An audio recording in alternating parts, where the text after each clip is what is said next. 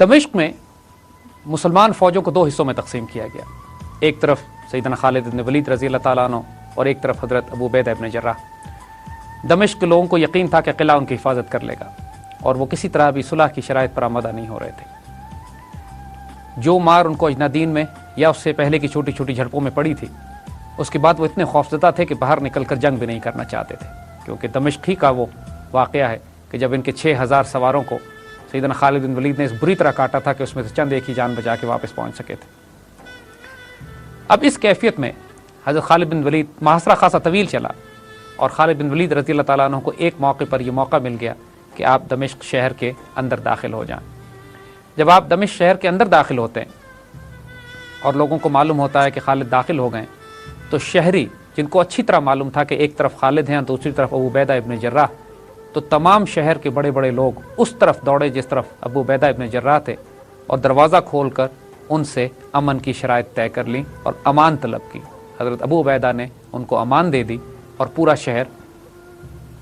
امان اور سکون کے ساتھ ان کو یہ اطمینان دلا دیا گیا کہ یہ اب مسلمان تمہیں کوئی نقصان نہیں پہنچائیں گے۔ لیکن دوسری طرف اس امان کی اطلاع خالد بن ولید رضی اللہ تعالیٰ عنہ کو نہیں تھی، وہ دوسرے دروازے سے دمشق میں داخل ہوئے تھے اور تلوار کے زور پر تھے۔ اور ایک عجیب و غریب کھیل یہ دیکھنے کو ملا کہ دو مسلمان فوجیں دمشق کے عین چوک پر آ کر ملتی ہیں آپس میں، ایک امن سے داخل ہو رہی ہوتی ہے چونکہ ابو عبیدہ ابن جراح امن دے کر آئے تھے اور ان کو نہیں معلوم تھا کہ دوسری طرف کیا ہو رہا ہے، اور خالد بن ولید رضی اللہ تعالیٰ عنہ کی تلوار سے خون ٹپک رہا تھا، اور آپ فتح کرتے ہوئے شہر کو یہاں تک پہنچے تھے۔ خالد بن ولید کا استدلال تھا کہ یہ میں نے تلوار کے زور پر یہ شہر فتح کیا ہے۔ حضرت ابو عبیدہ ابن جراح کی دلیل یہ تھی کہ یہ شہر میں نے امان دے کر حاصل کیا۔ خالد بن ولید نے رضی اللہ تعالیٰ عنہ نے حضرت ابو عبیدہ ابن جراح کی دلیل کو تسلیم کر لیا، اور یہ تمام شرائط مان لی گئیں کہ اس شہر کو امان دے دی گئی ہے۔ اس طرح مسلمانوں نے دمشق پہ بھی قبضہ کر لیا۔ لیکن دمشق کی جنگ کے دوران کچھ غیر معمولی واقعات اور ہوتے ہیں۔ مدینے میں حضرت ابوبکر صدیق رضی اللہ تعالیٰ عنہ کا انتقال ہو جاتا ہے، اور حضرت عمر رضی اللہ تعالیٰ عنہ ان کی جگہ خلیفہ مقرر ہوتے ہیں۔ دمشق کی جنگ کے دوران ہی حضرت عمر نے ایک مکتوب حضرت ابو عبیدہ ابن جراح کے نام روانہ کر دیا تھا، جس میں حضرت خالد بن ولید رضی اللہ تعالیٰ عنہ کی کمانڈر ان چیف کی حیثیت سے معزولی کے احکامات تھے، اور یہ احکامات دے دیے گئے تھے کہ ابو عبیدہ ابن جراح رضی اللہ تعالیٰ عنہ ان کی جگہ پر کمانڈر ان چیف ہوں گے۔ ابو عبیدہ ابن جراح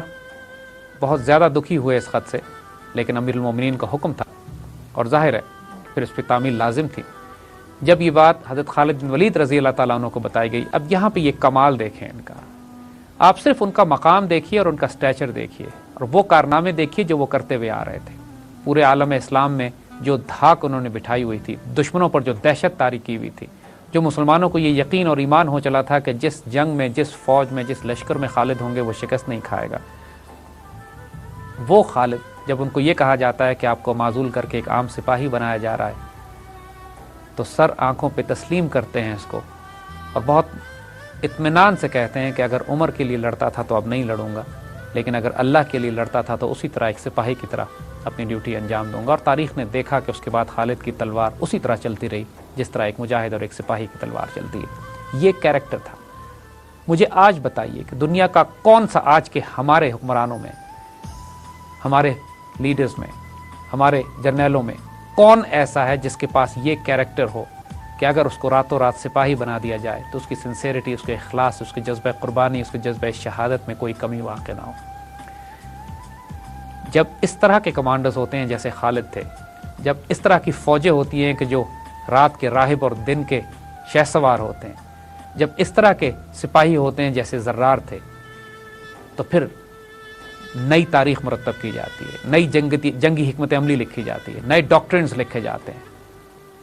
اور پھر وہ تاریخ بنتی ہے کہ جیسے ہم روم اور پرشین امپائر کے خلاف اس وقت کی مسلمان فوجوں کی دیکھ رہے تھے۔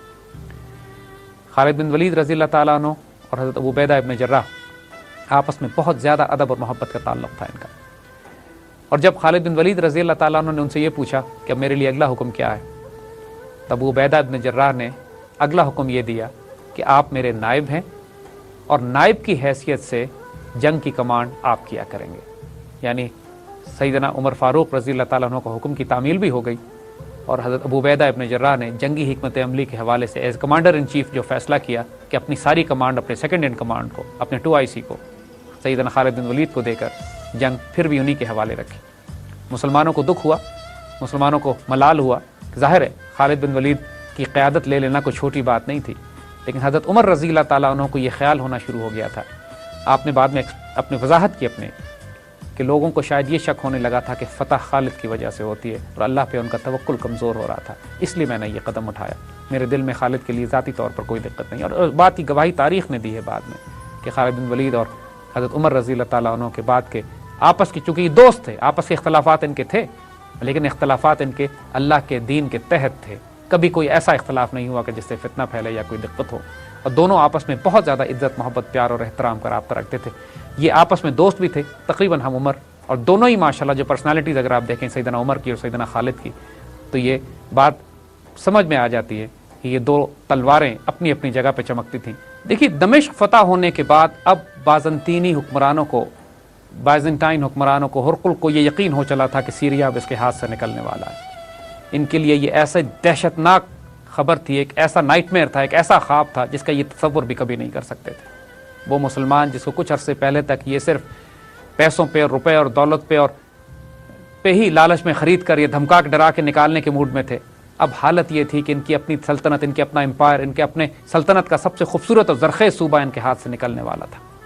لیکن ابھی ان میں دم باقی تھا۔ تمام عیسائی دنیا میں، تمام بازنٹائن امپائر میں اعلان جنگ کرا دیا گیا، دنیا کے ہر کونے سے لشکر اور فوجی پہنچنا شروع ہوئے، اور جیسے ہم نے عرض کیا کہ پہلی صلیبی جنگ کی تیاری وہی کال دی گئی، کیونکہ اب بیت المقدس خطرے میں تھا اس کے بعد، کیونکہ بیت المقدس ان کے لیے ایک بہت بڑی متبرک جگہ ہے۔ ان کو یہ معلوم تھا کہ مسلمانوں نے جب دمشق پر قبضہ کر لیا ہے تو بیت المقدس اب ان کی زد میں ہوگا، دمشق دارالخلافہ تھا۔ اسی طرح جس طرح بعد کی آنے والی صلیبی جنگوں میں کالز دی گئیں مسلمانوں کو اس ارض مقدس سے نکالنے کی، اسی طرح اس دور میں بھی ہرقل نے ایک عام اعلان جنگ کرایا اور لشکر پوری دنیا سے پہنچنا شروع ہوئے، اور ایک بہت بڑا لشکر جرار تیار کیا گیا، تقریباً 2.5 لاکھ جس کے اندر سپاہی تھے۔ اس سے بڑا لشکر بائزنٹائن امپائر نے اس سے پہلے تیار نہیں کیا تھا کسی دشمن کے خلاف۔ پرشینز بھی، یعنی جب ایرانی سلطنت سے بھی ان کے تصادم ہوا کرتے تھے تو وہ عراق کی سرحدوں تک، شام کی سرحدوں تک رہا کرتے تھے۔ اب ایک فیصلہ کن مارکے کا وقت آ گیا تھا جس کو تاریخ جنگ یرموک کے نام سے یاد کرتی ہے، اس پر انشاءاللہ ہم آئندہ بات کریں گے۔